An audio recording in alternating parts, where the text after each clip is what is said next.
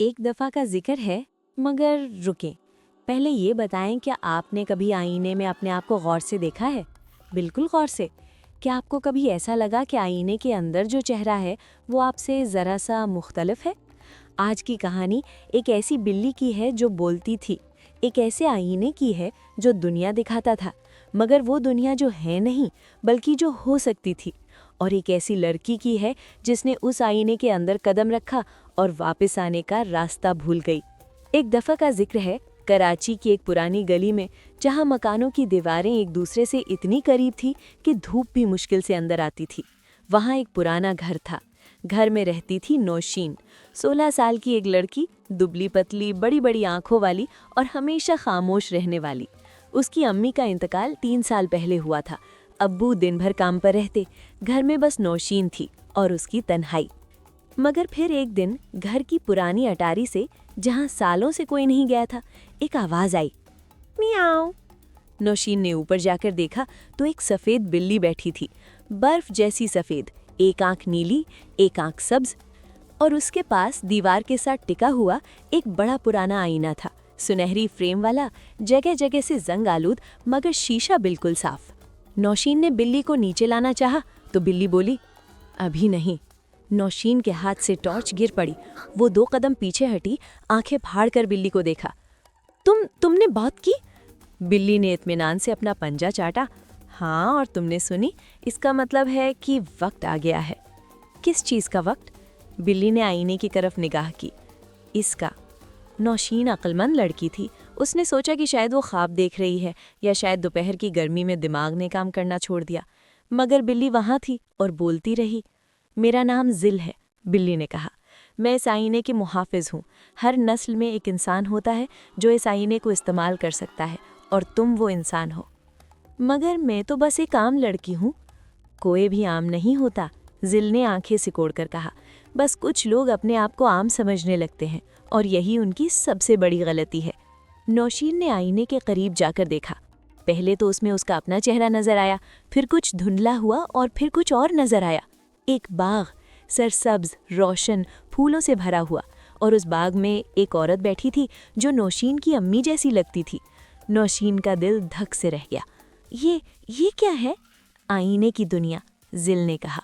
वो दुनिया जो हो सकती थी, जहाँ जो खोया है वो मिलता है, जहाँ जो टूटा है वो जुड़ता है। नौशीन की आंखें भर आईं। क्या मैं अंदर जा सकती हूँ? हाँ, मगर एक शर्त है। क्या नौशीन अपनी अम्मी से मिलने के लिए आईने में कदम रखेगी? और वो शर्त क्या है? दोस्तों, अभी हमारे चैनल को सब्सक्राइब करें और इस वीडियो को लाइक करें। कहानी अब अपने सबसे जज्बाती मोड़ पर आने वाली है। शर्त ये है, जिल ने संजीदगी से कहा, कि तुम वहाँ से कुछ भी अपने साथ नहीं ला सकती, न कोई चीज़, न कोई शख्स। और सबसे अहम ये कि तुम वहाँ सिर्फ सूरज ढलने तक रह सकती हो।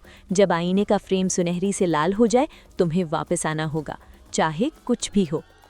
और अगर ना आई तो? जिल की आंखें उदास हो गईं। तो फिर तुम भी उसी दुनिया का हिस्सा बन जाओगी, हमेशा के लिए। वहाँ वक्त रुका हुआ है, खूबसूरत मगर कैद। नौशीन ने एक लम्हे के लिए आंखें बंद की, फिर कदम रख दिया। आईने के अंदर की दुनिया अल्फाज में बयान करना मुश्किल है। हवा में खुशबू थी, वही खुशबू जो अम्मी के दुपट्टे में होती थी। आसमान का रंग वो नीला नहीं था जो हम देखते हैं, बल्कि उसमें सोने की धारियां थीं, जैसे किसी ने आसमान पर कढ़ाई की हो। और वो औरत बाग में बैठी फूल सजा रही थी। उसने सर उठाया और मुस्कुराई। नौशीन! नौशीन दौड़ पड़ी, गले मिली, रोई, बहुत रोई। अम्मी ने उसके बाल सहलाए, ठीक वैसे ही जैसे बचपन में करती थी। तुम आ गई, अम्मी ने कहा। मैं आपको बहुत याद करती हूँ। मैं जानती हूँ, मैं भी करती हूँ। वो घंटों साथ रहीं, बातें की, हंसे, पुरानी यादें ताज़ा की। अम्मी ने उसे वो बातें बताईं जो वो कहना चाहती थी, मगर वक्त ने मौका नहीं दिया था। अपना ख्याल रखना, अब्बू का ख्याल रखना, और कभी ये मत सोचना कि तुम अकेली हो। मैं हमेशा हूँ, बस थोड़ी दूर। फिर नौशीन को याद आया, आईने का फ्रेम। उसने मुड़कर देखा, फ्रेम सुनहरी से गहरा नारंगी होता जा रहा था। जाने का वक्त आ रहा था। अम्मी की आंखों में भी ये बात थी। वो मुस्कुरा रही थी, मगर उनकी मुस्कुराहट में अलविदा थी। जाओ मेरी बच्ची, तुम्हारी दुनिया तुम्हारा इंतज़ार कर रही है। नौशीन ने एक आखिरी बार गले लगाया और भाग पड़ी। मगर आईने के रास्ते में एक और चीज़ थी, एक बच्चा। 5-6 साल का, घबराया हुआ रोता हुआ इधर उधर देख रहा था। मैं घर जाना चाहता हूँ, वो बिलख रहा था। नौशीन रुक गई। फ्रेम अब लाल होने लगा था।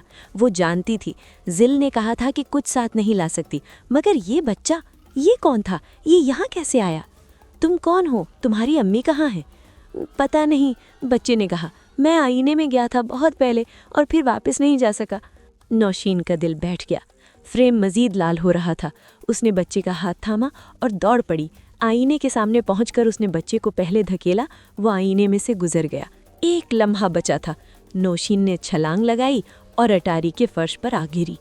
पीछे से आवाज आई, फ्रेम के खनकने की, और फिर खामोशी। आईना धुंधला हो गया। अब उसमें सिर्फ अटारी नजर आती थी। जिल उसके पास आई और उसके घुटने के पास बैठ गई। तुमने ज़ाब्ता तोड़ा। मगर जिल की आवाज़ में नाराज़गी नहीं थी। वो बच्चा महफूज है, अपने घर पहुंच गया। नौशीन ने सुकून की सांस ली। तुम जानती थी ये होगा? नौशीन ने पूछा। जिल ने आंखें झपटाई। वही पुरस्कार अंदाज। आईना हर बार आजमाता है, ये सिर्फ दिखाने के लिए नहीं, परखने के लिए भी है। तुमने अपना बिल दिखाया और दिल अच्छा निकला। उस रात जब अब्बू घर आए तो नौशीन ने पहली बार उनके गले लगकर कहा, अब्बू, मैं आपसे बात करना चाहती हूँ, अम्मी के बारे में। अब्बू की आंखें भर आईं। वो दोनों रात भर बातें करते रहे, रोते रहे, हंसते रहे, यादें ताज़ा करते रहे।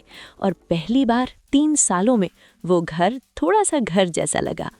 अटारी में जिल बैठी थी, आईने के सामने।